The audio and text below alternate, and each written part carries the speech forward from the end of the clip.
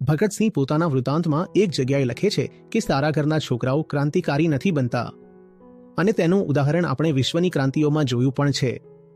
જે ભદ્ર લોકો હતા, જે ભદ્ર પરિવારોમાંથી, ત્યાંથી તો અંગ્રેજોને સમર્થન જ મળતું હતું. અંગ્રેજો તેમને ઉપાધિઓથી વિભૂષિત કરતા હતા, રાય સાહેબ વગેરે. હવે રાય સાહેબ કોણ છે? એ સારા માણસ છે. હવે રાય સાહેબના ઘરમાંથી ક્રાંતિકારી કેવી રીતે તૈયાર થશે? ક્રાંતિઓ જ્યારે પણ થઈ છે તે થોડી અસામાજિક ગણાતી જગ્યાએથી જ વધુ ઉઠી છે, જે બળવાખોર બની શકે છે. સારા લોકો ક્રાંતિ નથી કરતા. જો તમે સારા માણસ હો અને તમારામાંથી મોટાભાગના લોકો સારા જ છે, તો હું તમને આમંત્રણ આપું છું કે થોડા ખરાબ બનો.